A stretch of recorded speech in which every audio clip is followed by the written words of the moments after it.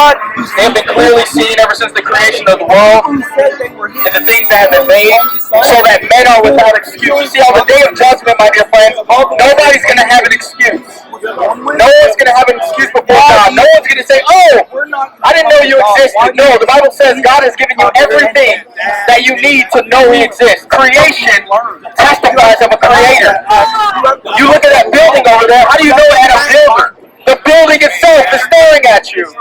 You look at the invisible attributes of God. You look at His divine qualities through His creation. You look at the sky above you that scream out His glory. The heavens declare the glory of God. And what do? You reject God, and you receive something as foolish as Darwinian evolution. You have a question? You receive something as foolish as evolution. You receive something as foolish as the Big Bang Theory. In the beginning, there was nothing, and then nothing made something. People don't believe that. People love their sin. That's the problem. The problem is not God, it's sin. That's the issue today. Yes? One question. Yes. So there is scientific evidence. No, Jesus did. Hear me It out. was the There is prophet scientific evidence for the Big Bang. in his birth. You said there's scientific evidence for evolution? The Son of God, to come to earth. And that's what happened. There's scientific evidence for evolution? Okay, tell me what? It's been studied over years, like through fossils, through different creatures on the planet. Wait a minute, sir. Science is seeing something and making sure it's observable and testable, right? Reproducible. Can you give me one scientific evidence of Darwinian evolution? One kind of animal changing into another kind of animal that's observable and testable. That doesn't. I'm sorry. That doesn't have any. That don't count. That don't work. That don't work. Yeah. That don't work. It's more about sharing. Caterpillar turned to humans. Have you ever seen those common ancestors? I've never seen that myself. So how is that not a practice of faith to believe that you came from them? Have anyone here on this planet today ever seen those ancestors? They're extinct, right? So you're looking at dead bones and interpreting those dead bones, those fossils, those dead bones, to how your preconceived or presupposed worldview says you should interpret them as. That's not science. That's faith. And I would say blind faith, too. Science can't be wrong. Science is observable and testable. You're not testing anything about those fossils that say they had a common ancestor from the past. You're not testing. You're adding interpretations to those fossils. Science would say, okay, here are some fossils. I see them, I observe them, I test them. I can tell that these are fossils, and all I know about these animals is that they die. Faith says, okay, since I know these animals die, and I'm going to line up these fossils, I'm going to believe that all of these animals came from a common ancestor. Do you see the difference? That's not science. What you say? So what's the scientific theory? What's the scientific theory? I don't know. I have a question myself. Things that are observable and testable, sir. Darwinian evolution is not observable and testable. It's not. Your science books might have told you that it's science. It's not science, it's a faith, man. It's a faith. And people construct that faith. You know why? You know why? See, the reason why people construct that faith is not because they lack evidence for the existence of God.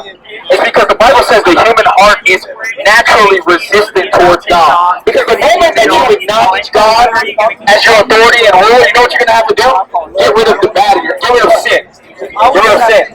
Now, I'm not saying the moment that you acknowledge God, you're going to have to get rid of sin in your life. That's what ends up happening. But the Bible says because we love sin, because we love pornography, we love sexual immorality, we love those things. And because of that, we wouldn't acknowledge God, rather we suppress the truth of unrighteousness and come up with something as foolish as Darwinian evolution. My question to you is, that's human nature. Isn't God the one who made us that way? No, sir. It's not human nature. It's sinful nature. It's a sinful nature. It's like, for example, people know in their heart pornography is evil.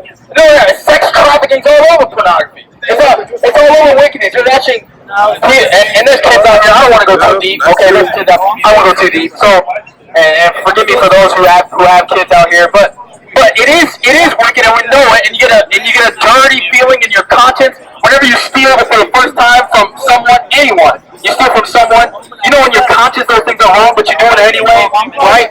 We have an innate knowledge of right and wrong. Now, evolution can't tell you where that comes from. God can. You're made in the image of God. That's why. I just realized that I go back to work. Human beings have I'm sorry, what? Yes. Human beings contain that. Now, wait a minute. In your worldview, why should human beings have empathy? it's a natural response. Basically, Whoa, what is that? What do you mean? What is natural? I'm trying to explain. What's that? I'm trying to explain. Basically, our species is based on empathy. Basically, we first survived whatever. If we lacked empathy, we wouldn't take care of our young at all. Basically, we wouldn't care about them. So why should I not eat my young in an evolutionary worldview? Survival of the fittest, right? Why should I not eat my young? It'll be less people on this planet, like filling the population. Why is it so bad that there's less people on the planet? In your worldview. Which thing? I'm sorry. Oh, it hasn't been a problem until recently, and even now, reproducing is important in a way, but like, if you ate your young right now, we would all intellectually know, hey, there's less people on the earth. How would we intellectually know that? Because we know that we have too many resources for that. But Downtown Atlanta guys, live out here. To at the Comic-Con Fest out here. Up until about the last 100 years, People say that downside. You see, I kind of, the only reason I'm not is because I want everyone to hear the preaching. So that's, They'll be able to hear you. Yeah, so my only issue with that is the moment that you say out of your mouth negative, right there, you're presupposing a standard of right and wrong. I'm asking, where does that standard come from if there's no God? I'm saying in the sense of survival versus not survival. Why is not surviving and survival bad? If we're all pond scum, if we're just goo, why is it so bad to not survive or survive with all of these presuppositions that you're coming from? Why are those things bad? Well, because the only reason that life continues is because life continues. That's not the way I want to say it. I'm going to back up. Because I'm trying, I'm not coming from. Obviously, we didn't have that. The way I see it is that a stone rolling downhill continues to roll downhill. And that downhill slope is the fact that things continue. Like you were saying, if there was a people who only ate their children, they would die. Why is that bad? Is that bad? No, I don't know. You don't know if that's bad? You don't know if eating kids is bad? No, eating kids. That's bad, just in case. See, deep down, listen, my friend, what's your name, by the way? I'm Sam.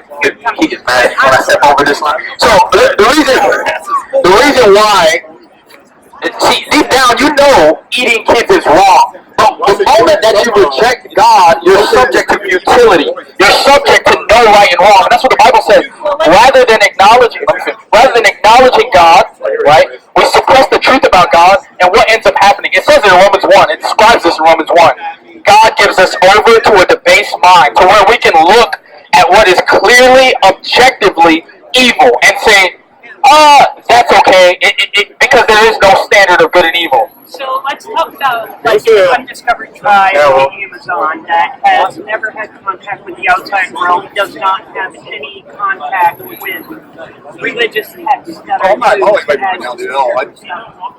I know where I stand on things. I know what I follow means. That they're living I won't mean the evidence of that. more or less in social rules. I totally wouldn't get that from the Bible. They have to die, though. I'm sorry.